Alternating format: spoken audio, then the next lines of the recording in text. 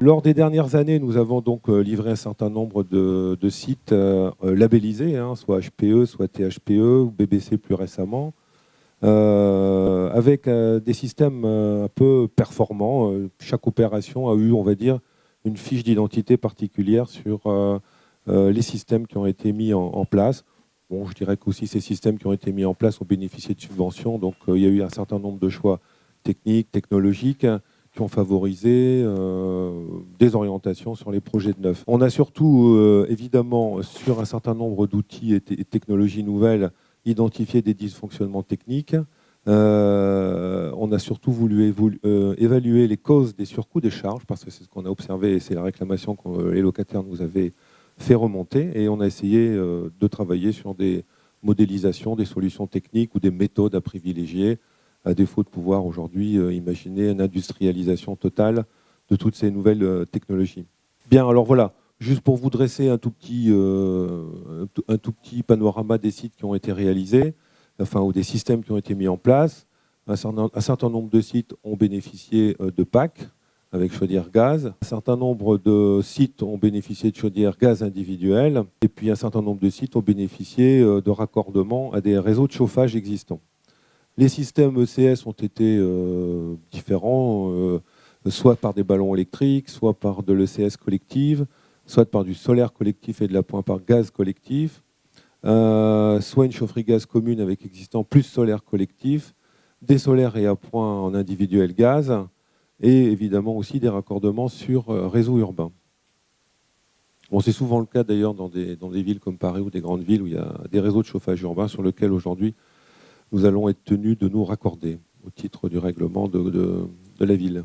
Alors je ne vais pas vous faire une lecture complètement détaillée, mais enfin sachez qu'on a souvent remarqué qu'on avait des vrais problèmes d'équilibrage dans les réseaux, que c'était une des causes aussi importantes des surcoûts de consommation.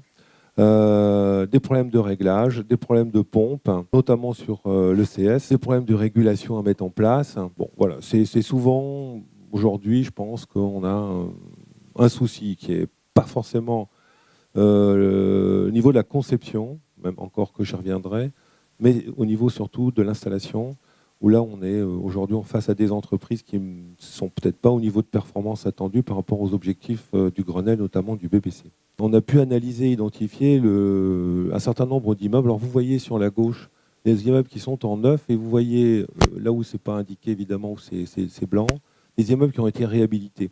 On observe aujourd'hui, pour votre information, qu'un certain nombre d'immeubles réhabilités arrivent à des niveaux de performance extrêmement intéressants, et qu'en immeuble neuf, on a surtout des niveaux de performance au niveau des charges. Je parle des charges, c'est-à-dire la consommation plus l'entretien des systèmes. Juste pour vous indiquer que sur un certain nombre de sites, où Paris Réunion, vous le voyez en neuf, c'est un immeuble extrêmement performant sur lequel on a beaucoup investi dans les systèmes. On observe que le coût des énergies est absolument bon marché. En revanche, pour pouvoir entretenir tous ces systèmes d'énergie, vous voyez, on a une très très longue ligne. On a un coût P2 d'entretien qui est absolument élevé, qui fait que sur un site avec les systèmes les plus performants, on dépasse très largement la moyenne des charges auxquelles on a à faire face auprès des locataires. On est en moyenne à 480 € TTC par logement par an, en moyenne. Au niveau des récupérations de charges, donc P1 plus P2, on observe que en fait, le bâtiment le plus performant sur le plan d'énergie primaire est le moins performant sur le coût d'entretien. On a essayé de voir si la production de logements était impactante au niveau des charges.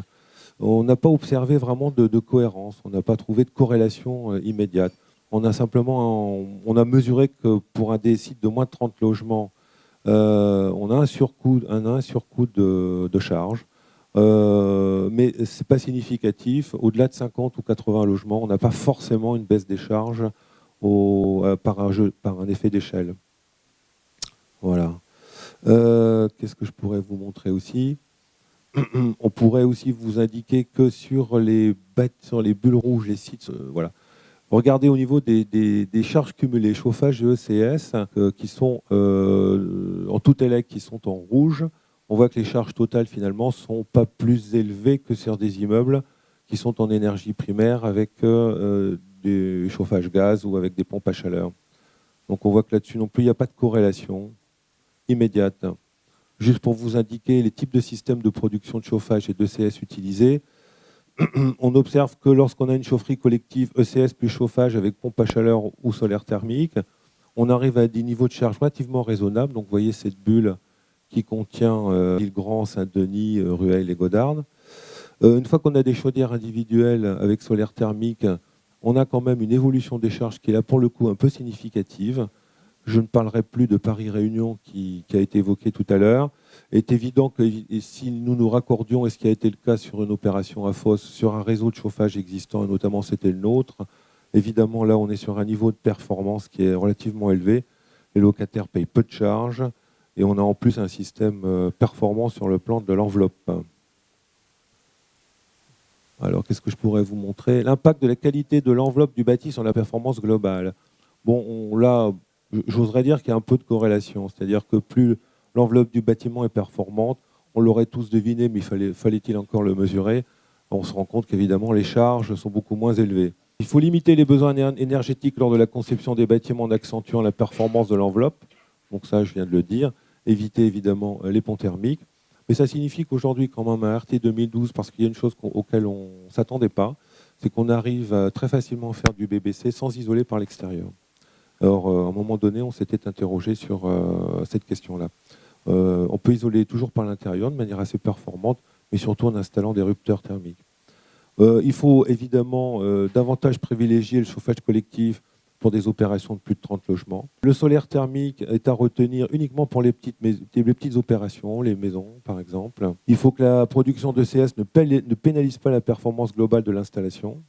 Donc vraiment travailler sur le schéma hydraulique. Privilégier des fonctionnements en base pour des systèmes performants comme la PAC et non l'inverse, qui a été le cas d'ailleurs sur un certain nombre de sites. Ceci dit, se raccorder sur un réseau de chauffage urbain, ce n'est pas inintéressant parce qu'évidemment, on bénéficie souvent d'une TVA réduite, notamment du fait que les réseaux de chauffage urbain aujourd'hui passent aussi en énergie renouvelable. Donc là, on gagne 10 points de TVA. Il faut surtout en amont des projets, mettre associés installateurs et exploitants parce que la compréhension des systèmes n'est pas toujours bien adaptée, bien comprise, et notamment par rapport à ses propres équipes. Il y a des pompes, il y a des installations qui sont trop sensibles et qui fait que, pour le coup, les locataires subissent des évolutions de charges trop élevées. L'histoire du comptage individualisé, la RT 2012 oblige la maîtrise d'ouvrage donc à une indication des consommations énergétiques. Mais on n'a pas l'obligation d'installer un comptage en temps réel. Sur une indication des consommations mensuelles est demandée. Donc on va rentrer plutôt dans une logique comme ça d'information, mais pas forcément basée sur de la technologie, notamment parce qu'en fait, pour mesurer le chauffage, ça ne présente évidemment aujourd'hui moins d'intérêt qu'avant, puisqu'on consomme assez peu de chauffage. La seule question qui se posera, c'est l'eau chaude, mais enfin là, c'est lié au comportement des habitants. Installer dans les installations collectives des compteurs permettant le suivi par l'exploitant des consommations de chaque type de système, surtout parce que c'est là où on peut mieux piloter les installations. Donc il faudrait mettre un compteur en sortie de PAC, un compteur pour les chaudières et un compteur pour le CS solaire. Il faut absolument piloter les systèmes d'une manière indépendante, même si l'approche est globale.